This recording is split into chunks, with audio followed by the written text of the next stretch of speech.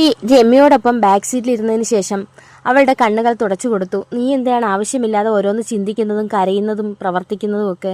ഞാൻ നിന്നെ ഉപദേശിച്ചതല്ലേ ഉള്ളൂ, നീ അതെന്താ മനസ്സിലാക്കാത്തത്? നീ തന്നെയല്ലേ എന്നെ പലപ്പോഴും ഓരോ തെറ്റുകൾ പറഞ്ഞ് തിരുത്താറുള്ളത്. പിന്നെ നിനക്ക് ഇപ്പോൾ എന്ത് പറ്റി? എപ്പോഴും എന്നോട് പറയും എൻ്റെ ജീവിതം നോക്കണം, എൻ്റെ ലൈഫിനൊരു പ്രശ്നം ഉണ്ടാകാൻ പാടില്ല എന്നൊക്കെ നീ തന്നെയല്ലേ എന്നെ ഉപദേശിച്ച്. ഞാൻ ഫോൺ വിളിക്കുമ്പോഴാണെങ്കിലും മെസ്സേജ് അയക്കുമ്പോഴാണെങ്കിൽ എന്നെ ഓർമ്മിപ്പിച്ചുകൊണ്ടിരിക്കുന്ന ഒരു വ്യക്തി നീ തന്നെയല്ലേ. ഇപ്പോൾ ഞാനത് തിരിച്ച് അങ്ങോട്ട് പറഞ്ഞപ്പോൾ നിനക്ക് ഫീലായോ? അവൾ പറഞ്ഞു, ഒന്നുമില്ല, രവിയുടെ ജീവിതം നോക്കി പൊക്കോളൂ, വെറുതെ എൻ്റെ പിറകെ നടന്നിട്ട് രവിയുടെ ജീവിതം കൂടി ഇല്ലാതെയാക്കരുത്. എനിക്കത് മാത്രമേ പറയാനുള്ളൂ. ഒരിക്കൽ പോലും ഞാൻ രവിയോ ആരെയും ഞാൻ തിരക്കി വന്നിട്ടില്ലല്ലോ. രവി തന്നെയല്ലേ ഇങ്ങോട്ട് വന്നത്. രവി ഇങ്ങോട്ട് വന്ന് എല്ലാ രീതിയിലും സഹായവും സ്നേഹവും എല്ലാം കാണിച്ചപ്പോൾ എൻ്റെ മനസ്സ് അറിയാതെ ഒന്ന് പതറിപ്പോയി. അതുകൊണ്ടാണ് ഞാൻ രവിയെ എപ്പോഴും കാണാനും അല്ലെങ്കിൽ രവിയോട് എപ്പോഴും സംസാരിക്കാനും ഒക്കെ ആഗ്രഹിച്ചത്. അത് വലിയ തെറ്റായി പോയെന്ന് എനിക്ക് തോന്നുന്നു. നീ ആവശ്യമില്ലാത്തത് പറയാതെ. അവൾ കരഞ്ഞപ്പോൾ അവന് ഒരുപാട് സങ്കടമായി. എന്തോ ചെയ്യാൻ, അവളോട് അകലം പാലിക്കാൻ ശ്രമിക്കും തോറും അവൾ തന്നോട് കൂടുതൽ അടുക്കുകയാണല്ലോ. എങ്ങനെ ഇവളെ എന്നിൽ നിന്നും ഒന്ന് അകറ്റുമെന്നാണ് അവൻ ചിന്തിച്ചത്. അവൾ കരഞ്ഞപ്പോൾ സത്യം പറഞ്ഞാൽ അവൻ്റെ ഹൃദയം പൊട്ടിപ്പോകുന്നത് പോലെ തോന്നി. കാരണം അവൻ അത്രത്തോളം അവളെ സ്നേഹിക്കുന്നത് കൊണ്ടായിരിക്കാം. അവൻ അവളെ ഒരുപാട് ആശ്വസിപ്പിച്ച് പോട്ടെ എന്നൊക്കെ പറഞ്ഞു അവളുടെ പുറത്ത് തട്ടി. പോട്ടെ മോളെ, നീ കരയാതെ, എനിക്ക് പ്രശ്നമൊന്നുമില്ല രവിയേട്ടൻ വണ്ടി ഓടിച്ചോളൂ, അവൾ പറഞ്ഞു. ഞാൻ എന്തിനാണ് സങ്കടപ്പെടുന്നതും കരയുന്നതും? രവിയേട്ടൻ എൻ്റെ കാര്യങ്ങൾ അങ്ങനെ ശ്രദ്ധിക്കാനോ അല്ലെങ്കിൽ എന്നെ മൈൻഡ് ചെയ്യാനോ നിൽക്കണ്ട. അവസാനം പിന്നെ പൊല്ലാപ്പാവും, അവൾ ഉപദേശിച്ചു. ഇപ്പോൾ നീ പഴയതെല്ലാം വിട്, ഞാൻ ആകെപ്പാടെ അസ്വസ്ഥനാണ്. നീ കൂളായിട്ട് ഓക്കെ ആയിട്ടിരിക്കുക, എനിക്ക് അതാണ് എപ്പോഴും കാണേണ്ടത്. അതിന് വേണ്ടിയിട്ടാണ് ഞാൻ നിൻ്റെ പിറകെ എല്ലാ കാര്യത്തിനും നിൽക്കുന്നത്. നീ എൻ്റെ മുമ്പിൽ ഇങ്ങനെ കരഞ്ഞാൽ എൻ്റെ കൺട്രോൾ പോവും, അത് നീ മനസ്സിലാക്കുക. ഞാൻ അത്രത്തോളം നിന്നെ ഒരിക്കൽ സ്നേഹിച്ചതാണ്, ഇപ്പോഴും ഞാൻ നിന്നെ സ്നേഹിക്കുന്നുണ്ട്. അതുകൊണ്ട് തന്നെയാണ് നീ കരഞ്ഞപ്പോൾ എനിക്ക് സഹിക്കാൻ പറ്റാഞ്ഞതും. നീ ഒന്ന് സമാധാനപ്പെടും, നമുക്ക് ഏതെങ്കിലും കടയിൽ കയറി എന്തെങ്കിലും വെള്ളം കുടിക്കാം. അങ്ങനെ അവർ ഒരു ജ്യൂസ് കടയുടെ മുമ്പിൽ കാർ ഒതുക്കി. അതിനുശേഷം അകത്തേക്ക് പോയി തണുത്ത 2 ജ്യൂസ് പറഞ്ഞു. അതിനുശേഷം അവൻ അവളുടെ കണ്ണുകളിലേക്ക് തന്നെ നോക്കി. കരഞ്ഞ് മൊത്തത്തിൽ കലങ്ങി ചുവന്നിരിക്കുന്നു. നീ എന്തിനാണ് രമ്യ ഇങ്ങനെ ടെൻഷൻ അടിക്കുന്നതും കരയുന്നതും? ഉപദേശിക്കുന്നത് തെറ്റായി പോയോ? ഞാൻ പറഞ്ഞത് കറക്റ്റ് കാര്യമല്ലേ? എനിക്ക് എൻ്റെ ലൈഫ് കൂടി നോക്കണ്ടേ? എനിക്ക് നിന്നോട് ഇഷ്ടക്കുറവൊന്നുമില്ല, എനിക്ക് എപ്പോഴും ഇഷ്ടം തന്നെ. അത് മരണം വരെയും നിൻ്റെ അടുത്ത് എനിക്ക് അങ്ങനെ തന്നെ ആയിരിക്കും. അതുകൊണ്ട് തന്നെയാണ് ഒരിക്കൽ നീ എന്നെ ഉപേക്ഷിച്ചിട്ട് പോയിട്ടും ഞാൻ അതെല്ലാം മറന്ന് നിന്നെ ഇപ്പോൾ സഹായിക്കാൻ തുനിയുന്നത് തന്നെ. അത് ആദ്യം നീ മനസ്സിലാക്കുക. പിന്നെ എന്നെ വിശ്വസിച്ച് കൂടെ വന്ന ആൾക്കാരെ എനിക്ക് ചതിക്കാൻ പറ്റില്ലല്ലോ. അതെന്താ നീ ആലോചിക്കാത്തത്? അവളെ എനിക്ക് ചതിക്കാൻ പറ്റുമോ? അവളെ ചതിച്ചു കഴിഞ്ഞാൽ പിന്നെ ഞാനൊരു മനുഷ്യനല്ലാതായി മാറത്തില്ലേ? അതുകൊണ്ടാണ് ഞാൻ നിൻ്റെ അടുത്ത് ഉപദേശിച്ചത്, എന്നെ ഇങ്ങനെ എപ്പോഴും വിളിക്കുകയും മെസ്സേജ് അയക്കുകയൊക്കെ ചെയ്യരുതെന്ന്. ചില സമയത്ത് നീ വിളിക്കുമ്പോൾ ഞാൻ വീട്ടിലായിരിക്കും, അഥവാ അങ്ങനെ അവൾ ഫോൺ എടുത്താൽ പിന്നെ തീർന്നില്ലേ? പിന്നെ നിന്നെ സഹായിക്കാൻ പോലും എനിക്ക് പറ്റത്തില്ല. അതാദ്യം നീ മനസ്സിലാക്കുക. അവൾ ഒന്നും മിണ്ടിയില്ല. എനിക്ക് എന്താണെന്ന് അറിയത്തില്ല എനിക്ക് രവിയോട് അത്രത്തോളം എനിക്കങ്ങ് അടുപ്പമായി പോയി.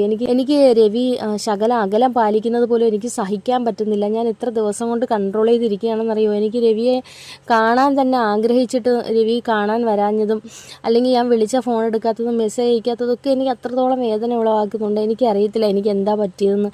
എനിക്ക് രവിയുടെ സാഹചര്യം എല്ലാം മനസ്സിലാവുന്നുണ്ട്, പക്ഷേ എനിക്ക് രവിയെ വിട്ട് കളയാൻ എനിക്ക് പറ്റുന്നില്ല. വിട്ട് കളയണമെന്ന് ആര് പറഞ്ഞു? നീ എന്നെ വിട്ട് കളയണ്ട. ഞാൻ നിൻ്റെ അടുത്ത് എപ്പോഴും പറയുന്നില്ലേ, നിനക്ക് വേണ്ടുന്ന എല്ലാ കാര്യങ്ങളും ഞാൻ ചെയ്തു തരാമെന്ന് വാക്ക് തന്നില്ലേ? ഞാൻ ഇപ്പോഴും നിൻ്റെ കൂടെ ഉണ്ട്. പിന്നെ നീ ഒരു സുഹൃത്തായിട്ട് കാണാം. എനിക്കൊരിക്കലും നിൻ്റെ പാർട്ട്ണർ ആവാൻ എന്തായാലും ഈ ജന്മം കഴിയില്ല. അതെൻ്റെ സൗമ്യയെ ചതിക്കുന്നതിന് തുല്യമാകും. പാർട്ട്ണർ ആവാൻ കഴിയില്ലെന്ന് മാത്രമേ ഉള്ളൂ. ഞാൻ നിൻ്റെ ഒരു നല്ല സുഹൃത്തായിരിക്കും. പിന്നെ നമ്മുടെ കുഞ്ഞിൻ്റെ അച്ഛനല്ലേ ഞാൻ. അതൊക്കെ ഞാൻ എന്തായാലും മരണം വരെ ഓർത്തല്ലേ പറ്റൂ. അതുകൊണ്ട് ഞാൻ ഒരിക്കലും നിന്നെ വിട്ട് കളയുമെന്നൊന്നും കരുതണ്ട. പക്ഷേ ഒരു ഭർത്താവായിട്ട് നീ എന്നെ സങ്കല്പിക്കുകയേ ചെയ്യരുത്. കാരണം എനിക്ക് ഒരു ഭാര്യയുണ്ട്. ആ കുട്ടിയെ എനിക്ക് ചതിക്കാൻ കഴിയില്ല. ഞാൻ വീണ്ടും അതുകൊണ്ടാണ് പറയുന്നത്. നീ എൻ്റെ അവസ്ഥയൊന്ന് മനസ്സിലാക്കണം. നീ കുറച്ചും കൂടെ പ്രാക്ടിക്കലായിട്ട് ചിന്തിക്കുക. നീ ഇത്രയും കഷ്ടനഷ്ടങ്ങളെല്ലാം സഹിച്ച് ജീവിതത്തോട് പോരാടി നിൻ്റെ കുഞ്ഞിനെ കൊണ്ട് നീ ഇത്രത്തോളം വരെ എത്തിയില്ലേ? ആ പാതി വഴിക്കല്ലേ ഞാൻ നിന്നെ കൂടെ സഹായിക്കാനായിട്ട് കടന്നു വന്നത്. അതുവരെയും ഞാൻ അറിയുന്നില്ലല്ലോ നീ ഏത് രീതിയിൽ ജീവിക്കുന്നെന്നോ അല്ലെങ്കിൽ നിൻ്റെ സാഹചര്യം എന്തായിരുന്നെന്നോ എനിക്കറിയത്തില്ലായിരുന്നല്ലോ. അപ്പോൾ ആ കഷ്ടതകളെയും പ്രശ്നങ്ങളെയും എല്ലാം നീ ഒറ്റയ്ക്ക് അതിജീവിച്ച് നീ ഇവിടം വരെ എത്തിയില്ലേ? അപ്പോൾ നീ അത്രത്തോളം തൻ്റെയും എല്ലാ കാര്യത്തിനെ അഭിമുഖീകരിക്കാൻ ധൈര്യമുള്ളവളുമായിട്ടല്ലേ എത്തിയത്. പിന്നെ നീ ഇപ്പോൾ എൻ്റെ കേസിൽ ഇങ്ങനെ തളർന്നു പോകുന്നത് എന്താണ്? എനിക്കതാണ് മനസ്സിലാവാത്തത്.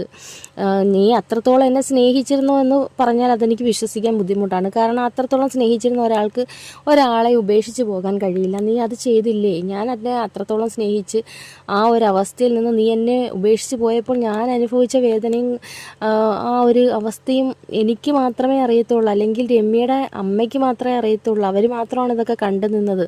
അത്രയും ഞാൻ അനുഭവിച്ചിട്ടാണ് ഇപ്പോൾ ഞാൻ ഒരു ലൈഫിൽ വന്നെത്തി നിൽക്കുന്നത്. അപ്പോൾ ഞാൻ ആ ലൈഫിനെ തട്ടി എറിഞ്ഞിട്ട് നിൻ്റെ ഭർത്താവായിട്ട് വരാൻ എനിക്കത് സാധിക്കില്ല. അതുകൊണ്ട് നീ ആ ഒരു രീതിയിൽ എന്നെ ആഗ്രഹിക്കരുത്. ഞാൻ ഉപദേശിക്കുകയാണെന്നൊക്കെ നീ കരുതിക്കോ, എന്തായാലും കരുതിക്കോ. അത് നീ മനസ്സിലാക്കണം. അതിന് വേണ്ടിയിട്ടാണ് ഞാൻ വീണ്ടും വീണ്ടും പറയുന്നത്. നിനക്ക് നിൻ്റെ കുഞ്ഞിനും വേണ്ടുന്ന കാര്യങ്ങൾ ചെയ്തു തന്ന് നിനക്കൊരു ഫുൾ പ്രൊട്ടക്ഷൻ ഞാൻ നിനക്ക് ഉറപ്പ് തരുന്നത്. അതുകൊണ്ട് നീ ഒരു കാരണവശാലും ഒന്നിനെയും പേടിക്കണ്ട. നിനക്ക് ഒന്നിനും ഒരു ബുദ്ധിമുട്ടും ഒരു കുറവും ഉണ്ടാവത്തില്ല. പിന്നെ നീ എന്നെ വല്ലാണ്ട് ആഗ്രഹിച്ചു പോകരുത്. അത് മാത്രമേ എനിക്ക് പറയാനുള്ളൂ. അവൻ ജ്യൂസ് കടയിൽ നിന്ന് ജ്യൂസ് കുടിക്കുന്നതിനിടെ അവളെ വീണ്ടും ഉപദേശിച്ചു. അവൾക്ക് എന്തോ അക്സെപ്റ്റ് ചെയ്യാനൊരു ബുദ്ധിമുട്ട് പോലെ. സൗമ്യ അവൻ്റെ ഭാര്യയാണെന്ന് അവൾക്ക് ഇനിയും അംഗീകരിക്കാൻ പറ്റുന്നില്ല. മുമ്പൊന്നും പ്രശ്നമില്ലായിരുന്നു. ഇപ്പോൾ രവിയോട് കൂടുതൽ അടുക്കും തോറും അവൾക്ക് എന്തോ ഒരു വല്ലാത്ത അവസ്ഥ. കാരണം രവിയെ വിട്ടുകൊടുക്കാൻ പറ്റാത്ത രീതിയിലേക്ക് അവൾ മാറുകയാണെന്ന് അവൾക്ക് തോന്നി. തെറ്റാണെന്ന് മനസ്സ് 1000 തവണ പറഞ്ഞിട്ടും അവൾക്കത് അംഗീകരിക്കാൻ പറ്റുന്നില്ല. രവി തൻ്റെയാണ്, രവി തൻ്റെ മാത്രമാണ് എന്നുള്ളൊരു ചിന്തയിലേക്ക് പോവുകയാണ്. ഇത് കൗൺസിലിംഗ് എങ്കിലും ചെയ്യേണ്ടി വരുമെന്ന് അവൾക്ക് തോന്നി. കാരണം കുറച്ചൊക്കെ താൻ ഒതുങ്ങിയെങ്കിലേ പറ്റൂ. മനസ്സ് ഓക്കെ ആയിട്ട് വന്നാലും വീണ്ടും രവിയിലേക്ക് പോകുന്നു. അതാണ് സഹിക്കാൻ പറ്റാത്തത്. എന്നാൽ താൻ ആത്മാർത്ഥമായിട്ടായിരുന്നു അദ്ദേഹത്തെ സ്നേഹിച്ചെങ്കിൽ ഒരിക്കലും കളഞ്ഞിട്ട് പോവുകയും ഇല്ലായിരുന്നു. അന്നില്ലാത്ത ഒരിഷ്ടം ഇപ്പോഴെന്തേ അദ്ദേഹത്തിനോടെന്ന് ചോദിച്ചാൽ അതിനും ഉത്തരമില്ല. കാരണം ഒരു നിസ്സഹായ അവസ്ഥയിൽ അദ്ദേഹം വന്ന് കൈപിടിച്ചുയർത്തി അവൾക്ക് വേണ്ടുന്ന സഹായങ്ങളെല്ലാം നൽകി. അപ്പോൾ പിന്നെ അദ്ദേഹത്തെ സ്വന്തമാക്കണമെന്നുകൂടെ ആഗ്രഹിച്ചു പോകുന്നത് തെറ്റാണോ എന്ന് അവൾ അവളോട് തന്നെ ചോദിച്ചു. തെറ്റ് തന്നെയാണ്. കാരണം അദ്ദേഹം വേറൊരു വ്യക്തിയുടെ ഭർത്താവായി മാറി. അതുകൊണ്ട് അത് തെറ്റ് തന്നെയാണ്. പക്ഷേ ആ തെറ്റ് അവൾക്ക് അംഗീകരിക്കാൻ പറ്റുന്നില്ല.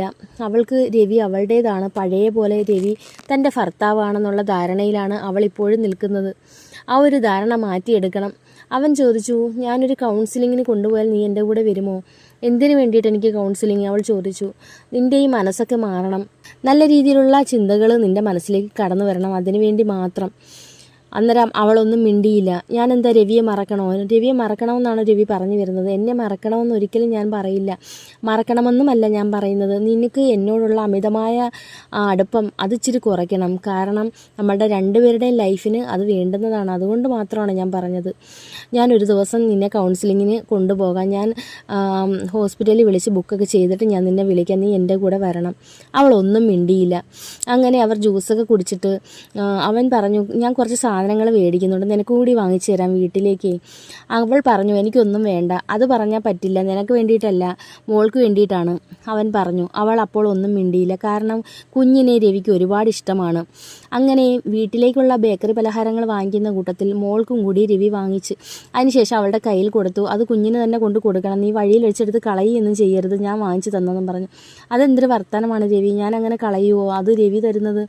അങ്ങനെയൊന്നും ചിന്തിക്കേണ്ട. പിന്നെ എനിക്ക് വിഷമങ്ങളും കാര്യങ്ങളൊക്കെ വന്നതുകൊണ്ടാണ് ഞാൻ അങ്ങനെയൊക്കെ സംസാരിച്ചത്, അവൾ പറഞ്ഞു.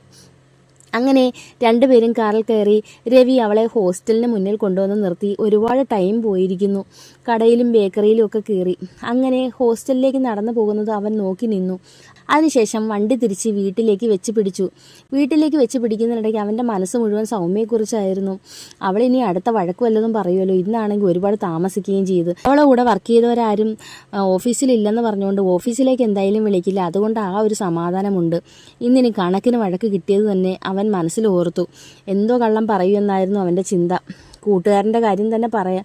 വേണ്ട അതിനി പ്രശ്നമാവും. അല്ലെങ്കിൽ കൂടെ പഠിച്ച ഫ്രണ്ട്സുമായിട്ട് കുറച്ച് കറക്കമൊക്കെ ഉണ്ടെന്നങ്ങ് വെച്ച് കാച്ച. എന്നും ഫ്രണ്ട്സുമായിട്ട് കറക്കമെന്ന് പറഞ്ഞാലും അതും വിശ്വസിക്കത്തില്ല. രണ്ട് വഴക്ക് കേൾക്കുമായിരിക്കും. അത് കഴിഞ്ഞ് അവളങ്ങ് കളയും. അങ്ങനെ അവൻ വീട്ടിലേക്ക് ചെന്നതും കാറിൻ്റെ സൗണ്ട് കേട്ടതും പിള്ളേർ ഓടിക്കൊണ്ട് വന്നു. അവൻ കാറിൽ നിന്നിറങ്ങി സാധനങ്ങളെല്ലാം കുട്ടികളുടെ കയ്യിൽ കൊടുത്തു. നിറയെ പലഹാരങ്ങളായിരുന്നു. അതിനുശേഷം ഹാളിലേക്ക് ചെന്ന് കയറിയതും അമ്മാവിയും മരുമോളും ടിവിയുടെ മുമ്പിൽ. അവനൊന്ന് ചുമച്ചു. ആരും നോക്കുന്നില്ല. എന്താ ഞാൻ വന്നത് കണ്ടില്ലേ? കണ്ടതുകൊണ്ട് തന്നെയാണ് നോക്കാതിരുന്നത്. അവൾ പറഞ്ഞു. എത്ര സമയമായി, നിങ്ങൾക്കൊന്ന് വിളിച്ച് പറയാനുള്ള മര്യാദയില്ലേ? ഇന്നാളും ഞാൻ പറഞ്ഞു താമസിക്കുകയാണെങ്കിൽ വിളിച്ച് പറയണമെന്ന്. എടി താമസിച്ചു പോയി, ഒന്ന് ക്ഷമിക്കെൻ്റെ ഭാര്യയെ. അവളൊന്നും മിണ്ടിയില്ല. അതിനുശേഷം അവൻ ഡ്രസ്സ് മാറാനായി അകത്തേക്ക് പോയതും അവൾ പിന്നാലെ പോയി. അതിനുശേഷം അവൾ ചോദിച്ചു, ഞാനൊരു ഭാര്യയല്ലേ, എനിക്ക് ടെൻഷനും വേദനയൊന്നും ഇല്ലേ? ഞാൻ ഇത്രയും നേരം ടെൻഷൻ അടിച്ചിരിക്കുന്നത് നിങ്ങളെ വിളിക്കാഞ്ഞത് മനഃപൂർവ്വം തന്നെയാണ്. കാരണം പലതവണ പറഞ്ഞിട്ടുണ്ട് താമസിക്കുമ്പം വിളിച്ച് പറയണമെന്ന്. നീ ഒന്ന് അടങ്ങി. ഇവക്കിനി തുടങ്ങി. നീ എനിക്ക് ഒരു ഗ്ലാസ് ചായ ഇട്ട്, തലവേദന എടുത്തിട്ട് വയ്യ. അവൻ വിഷയം മാറ്റാൻ വേണ്ടി പറഞ്ഞു. അവളൊന്നും മിണ്ടാതെ അടുക്കളയിലേക്ക് പോയി. അങ്ങനെ അവൻ വസ്ത്രം മാറി കുളിച്ച് ഫ്രഷായി ഫോൺ എടുത്ത് നോക്കിയതും രമ്യയുടെ മെസ്സേജ്. അവൻ പെട്ടെന്ന് തന്നെ രമ്യയുടെ മെസ്സേജ് അങ്ങ് ഹൈഡ് ചെയ്തു. അതിനുശേഷം രാവിലെ അവളുടെ ബ്ലോക്ക് ഓണാക്കിയായിരുന്നു. ആ നമ്പർ വീണ്ടും ബ്ലോക്ക് ചെയ്തു. ഓർക്കാതെ അങ്ങനെ അവൾ വിളിച്ചാൽ തീർന്നില്ലേ കാര്യം. കഴിക്കാനുള്ള പലഹാരങ്ങൾ എടുത്ത് അവൾ മുമ്പിൽ കൊണ്ടുവച്ചു. അതിനുശേഷം അതിൽ നിന്ന് ഒരു ലഡു എടുത്ത് പകുതി സൗമ്യയുടെ വായിൽ വെച്ച് കൊടുത്തിട്ട് അവൻ പറഞ്ഞു, കഴിച്ചോളൂ. അവൾക്ക് ദേഷ്യം വന്നെങ്കിലും രവി ആയതുകൊണ്ട് അവൾ ഒന്നും മിണ്ടിയില്ല. എങ്ങനെയൊക്കെയോ അവളെ പിണക്കം മാറ്റിയെടുത്തു. അപ്പോൾ നിങ്ങൾക്ക് ഇതുവരെ ഈ സ്റ്റോറി ഇഷ്ടമായെങ്കിൽ ലൈക്ക് ചെയ്യാനും കമൻറ്റ് ചെയ്യാനും സബ്സ്ക്രൈബ് ചെയ്യാനും മറക്കരുത്.